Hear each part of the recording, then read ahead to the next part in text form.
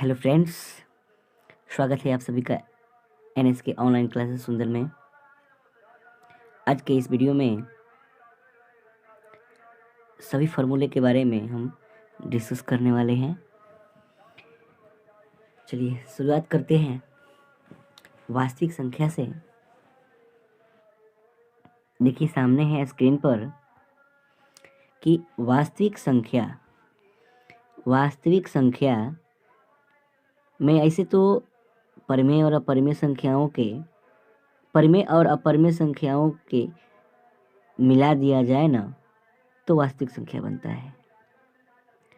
तो इसमें जो पॉइंट है, भाज्य बराबर भाजक गुणे भागफल प्लस शेषफल होता है।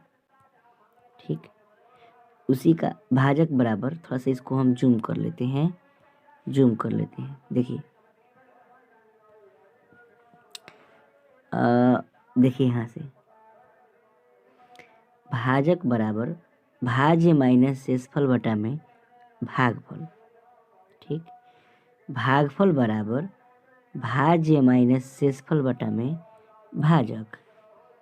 शेषफल बराबर भाज्य माइनस भाजक गुणे भागफल। अगला है यूक्लिड विभाजन एल्गोरिथम, जिसको यूक्लिड विभाजन प्रमेयिका से भी कहते हैं। उसका गणितीय रूप a बराबर बी क्यू प्लस आर, जहाँ q का मान 0 नहीं होना चाहिए, r का मान 0 से छोटा या 0 से बड़ा या 0 के बराबर तथा b से छोटा होना चाहिए। और आखिरी है a गुणे b बराबर HCF इंटू LCM, मतलब दो संख्याओं का गुणनफल बराबर HCF गुणे LCM। तो ये संक्षिप्त बातें। चलिए अब आगे बढ़ेंगे बहुपद में। ठीक है, चलिए देखते हैं बहुपद में क्या टॉपिक है। देखिए बहुपद में रैखिक बहुपद का व्यापक रूप ax प्लस b और इसकी जो बहुपद की घात होती है 1 होती है। द्विघात बहुपद का व्यापक रूप ax square plus bx plus c होता है, जबकि इसके बहुपद की घात 2 होता है। त्रिघात बहुपद का व्यापक रूप ax के power 3 plus bx square plus cx plus d, इसका घात 3 होता है। अगला है द्विघात बहुपद ज्ञात करने का सूत्र x square minus alpha plus beta into x plus alpha into beta होता है, जहाँ अल्फा प्लस बीटा बराबर minus b by a, alpha into beta बराबर सी बटा में a, alpha into beta plus gamma बराबर minus b by a, alpha plus beta plus gamma बराबर minus b by a, alpha into beta into gamma बराबर minus d बटा a, और alpha into beta plus beta into gamma plus gamma into alpha is equal to c by a है। इसके अलावे और भी द्विघात त्रिघात के लिए टर्म है, लेकिन आगे बढ़ते हैं।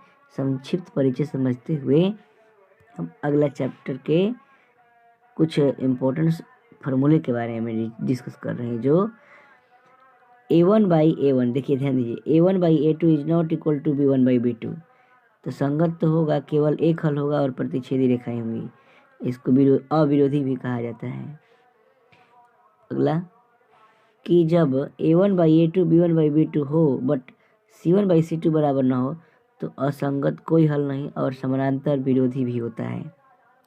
और तीसरा स्थिति, जब a1 by a2 b1 by b2 c1 by c2 हो तो संगत होता है, अपरिमित रूप से अनेक हल होता है। चलिए आगे बढ़ते हैं। द्विघात समीकरण में ठीक ना, द्विघात समीकरण देखिए यहाँ पर सबसे पहला बात, विवेचक d बराबर बी स्क्वायर माइनस 4ac। जब d B square minus 4ac बराबर 0 हो तो मूल वास्तविक एवं समान होते हैं। जब d का मान 0 से बड़ा होता है ना तो मूल वास्तविक और असमान होते हैं।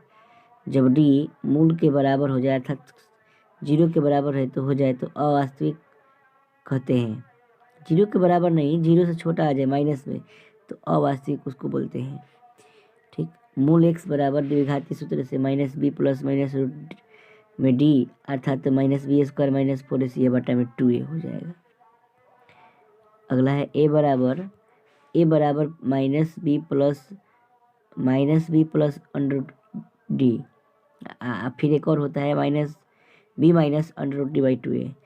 आए उस मैंने कहने का अर्थ है ना कि द्विघाती सूत्र एक बार प्लस में एक बार माइनस में, काम खत्म। चलिए आगे बढ़ेंगे। ठीक, आगे बढ़ेंगे इस पॉइंट से, इस साइड से होते हुए। हाँ, एपी में अब एंट्री मारे हैं, एपी में मारे हैं एंट्री। ठीक ना, अब एपी में एंट्री मारे हैं। देखिए समांतर श्रेणी सार्वंतर डी बराबर है 2 माइनस ए वन, मैंने पिछला पद माइनस अगला पद माइनस पिछला पद। एन बराबर ए प्लस कोष्ट में N minus one into T, S N बराबर एन बाई टू कोष्ट में 2 plus N minus one into T. अंतिम पद से एनवा पद ए ब्रैकेट में N minus one into D, जहाँ ए अंतिम पद है। इसके अलावा एस एन बराबर एन बाई टू कोष्ट में A plus N, A plus N, A plus N. तो ये चीज़ कुछ इंपॉर्टेंट बातें थी एपी के लिए। अब आगे बढ़ जाते हैं, छठा चैप्टर छोड़ देते हैं क्योंकि उसमें फार्मूला नहीं है, एक बार पूछता जाता है। हाँ देखिए,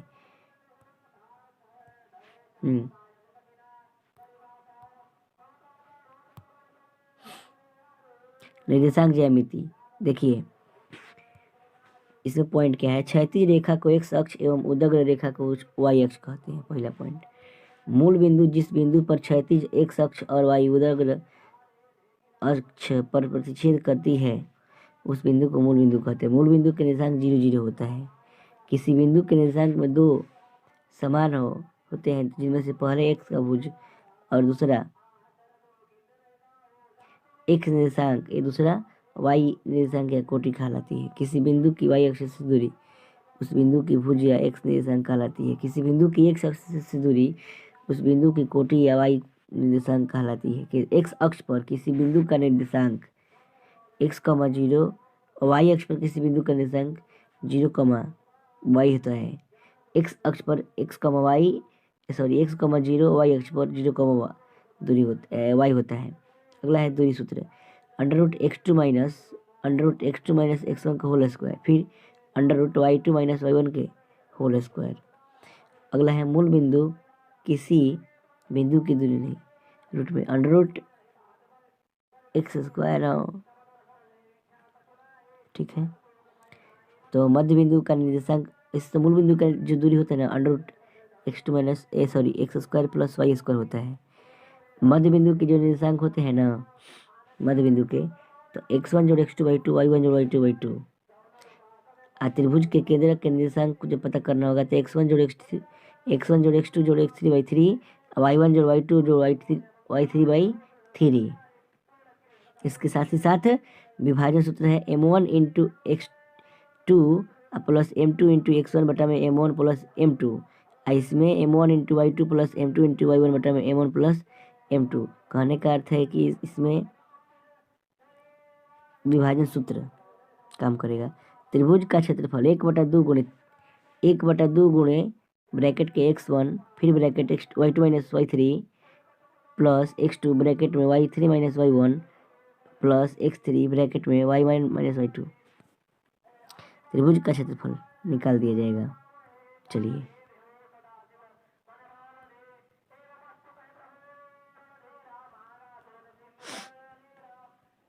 देखिए, अब इसके बाद हम पहुंचते हैं फॉर्मूला 8 चैप्टर में। 8 चैप्टर में पहुंचते हैं। देखिए जैसा कि इसमें शॉर्ट दिया गया है, कर्ण बराबर लंब स्क्वायर जोड़ आधार स्क्वायर, यानी h बराबर अंडर रूट पी स्क्वायर जोड़ बी स्क्वायर होता है। फिर पुनः दोबारा p बराबर direct under root H square minus B square होता है। फिर b बराबर under root H square minus P square होता है। अगला है साइन थीटा बराबर p बाई एच होता है। कॉस थीटा बराबर b बाई एच होता है। ठीक, सेक थीटा बराबर h बाई बी होता है। कॉसेक थीटा बराबर h बाई पी होता है। टेन थीटा बराबर p बाई बी होता है और कोट थीटा बराबर b बाई पी होता है। ठीक, इसके अलावा sine theta into cosec theta बराबर 1 होता है, ठीक है। Sine theta into cosec theta बराबर 1 होता है। देन यहाँ पर 1 होगा, साइन थीटा बराबर 1/कॉसेक थीटा और कॉसेक थीटा बराबर 1/साइन थीटा। ये दोनों आपस में गुणा होगा, कॉस थीटा प्लस सेक गुणा सेक थीटा 1 आएगा। कॉस थीटा बराबर 1/सेक और सेक थीटा बराबर 1/कॉस।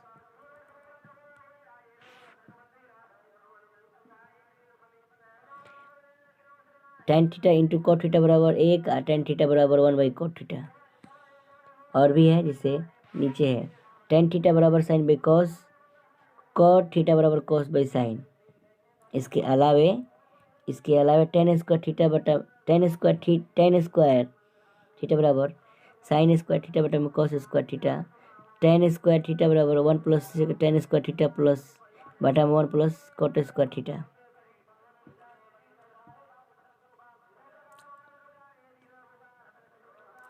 चलिए, इस वीडियो में ये पहला पार्ट था, इतना ही तक रहने देते हैं। नेक्स्ट पार्ट में आपका वो वाला फार्मूला सारा हम दे देंगे, ठीक ना। विशेष रूप से यही है इसमें। ऐसे तो यहाँ पर है साइन कोष्ट में 90 माइनस थीटा बराबर कॉस थीटा, कॉस कोष्ट में 90 माइनस थीटा बराबर साइन थीटा, टेन कोष्ट में 90 माइनस थीटा बराबर कॉट थीटा, कॉट कोष्ट में 90 माइनस थीटा बराबर टेन थीटा, कॉसेक कोष्ट में 90 माइनस थीटा बराबर सेक थीटा। नीचे आपका वैल्यू दे रखा है साइन, ये सब तो आप सभी को याद होगा, ठीक। ये आइडेंटिटी है। प्लस में 11 में तो कुछ विशेष रूप से आता नहीं है, ये सब आप सभी को पता ही होगा। पाई का मान 180 रखा जाता है। तो अगला वीडियो में हम 10 पार्ट 12 पार्ट के साथ साथ में आपका 13 पार्ट 14 पार्ट जो भी होगा हम उसको नेक्स्ट पार्ट में आपको डिस्कस कर लेंगे। Thank you for watching. यदि वीडियो कैसा लगा हो, अगर अच्छा लगा हो या ख़राब लगा हो तो ज़रूर कमेंट बॉक्स में लिख करके टाइप करें, प्रेस करें। और यदि आप इस चैनल पर पहली बार हैं तो प्लीज़ मेरे चैनल को सब्सक्राइब करें एंड शेयर करें। Thank you for this watching video. Hello friends, good morning. आज के इस वीडियो में हम आप सभी को फार्मूला चैप्टर नंबर 10 का कुछ इम्पोर्टेंट डिस्कस करेंगे। 10, 11, 12 जो भी हो आगे चल करके डिस्कस करेंगे। इसके पिछले वीडियो में हमने कुछ टॉपिक्स कवर कराया था। तो चलिए शुरुआत करते हैं वृत्त के बारे में। देखिए, वृत्त पर स्पर्श रेखाएं, यहाँ पर टॉपिक है कि वृत्त पर अनेक स्पर्श रेखाएं खींची जा सकती है। अगला, वृत्त पर के किसी एक बिंदु से केवल एक ही रेखा खींची जा सकती है। अगला, वृत्त के किसी बाह्य बिंदु पर केवल 2 स्पर्श रेखाएं खींची जा सकती है। अगला, वृत्त के किसी भीतरी बिंदु पर से कोई भी स्पर्श रेखाएं नहीं खींची जा सकती है। एक बात और आता है क्वेश्चन में कि यदि 2 वृत्त एक दूसरे को बाहर से यानी बाह्य रूप से प्रतिच्छेद करे तो कितनी उभयनिष्ठ स्पर्श रेखाएं हो सकती है? तो 3 होता है। चलिए अब बढ़ते हैं क्षेत्रमिति यानी मेंसुरेशन की ओर। इसमें पहला पॉइंट है वृत्त की त्रिज्या, तो व्यास बटा में 2। अर्धवृत्त की परिधि तो pi r plus 2r, pi r plus 2r। वृत्त की परिधि 2 पाई आर। अर्धवृत्त का क्षेत्रफल पाई आर स्क्वायर बाई 2। वृत्त का क्षेत्रफल पाई आर स्क्वायर, ठीक है। अगला है वृत्त के त्रिज्यखंड का क्षेत्रफल। वृत्त के त्रिज्यखंड का क्षेत्रफल थीटा बटा 360 गुणे पाई आर स्क्वायर। वृत्त के चतुर्थांश का क्षेत्रफल 1/4 गुणे पाई आर स्क्वायर। कोण थीटा वाले त्रिज्यखंड के क्षेत्रफल के चाप की लंबाई थीटा बटा 360 गुणे 2 पाई आर होता है। वर्ग का विकर्ण √2 गुणे भुजा होता है। वर्ग का परिमाप 4 गुणे भुजा होता है। वर्ग का क्षेत्रफल भुजा स्क्वायर होता है। आयत का विकर्ण √ लंबाई स्क्वायर जो चौड़ाई स्क्वायर होता है।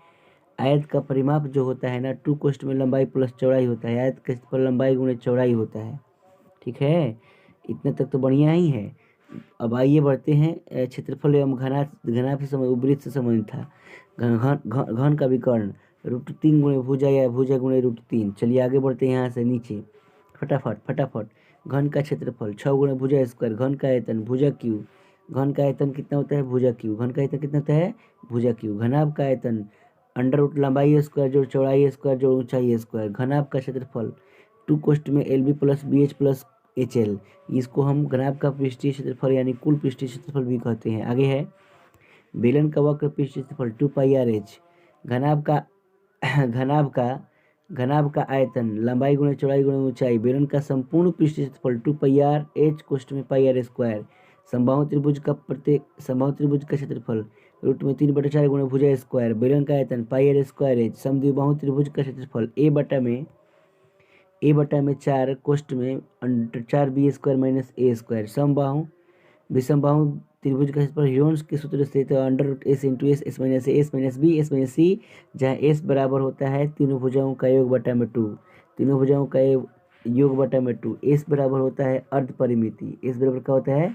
अर्ध परिमिति। चलिए आगे बढ़ते हैं। गोले का वक्र पृष्ठीय क्षेत्रफल 4 पाई आर स्क्वायर, अर्धगोले का वक्र पृष्ठीय क्षेत्रफल 2 पाई आर स्क्वायर, अर्धगोले का संपूर्ण पृष्ठीय क्षेत्रफल 3 पाई आर स्क्वायर, शंकु की तिर्यक ऊंचाई एल बराबर अंडर रूट एच स्क्वायर जोड़ आर स्क्वायर होता है, शंकु का वक्र पृष्ठीय क्षेत्रफल पाई आर एल होता है, शंकु का वक्र संपूर्ण पृष्ठीय क्षेत्रफल pi r l plus pi r square होता है, शंकु का आयतन 1/3 पाई आर स्क्वायर एच होता है, शंकु के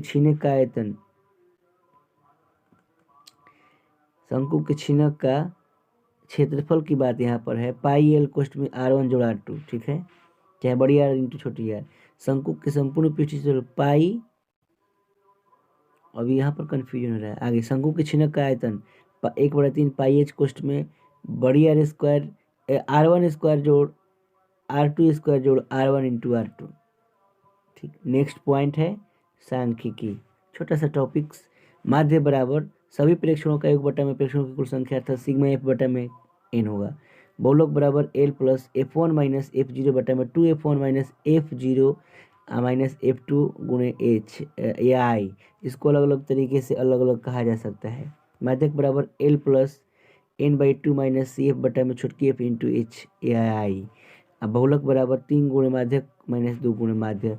एक छोटा सा पॉइंट था। प्रयोक्ता, असंभव घटना की प्रयोक्ता 0 होती है, संभव घटना की प्रयोक्ता 0 से 1 के बीच होती है, निश्चित घटना की प्रयोक्ता 1 होती है, अनिश्चित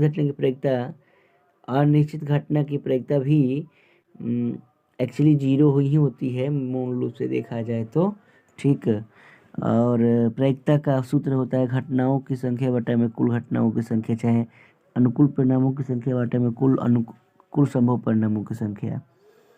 तो आज की इस वीडियो में इतना ही तक रहेगा, ठीक ना स्टूडेंट्स।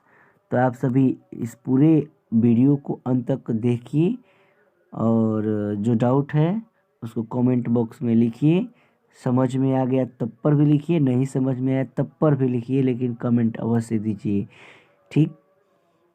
मिलते हैं अगले वीडियो में, तब तक के लिए आप सभी को बाय बाय, टेक केयर, धन्यवाद, thank you for watching this video.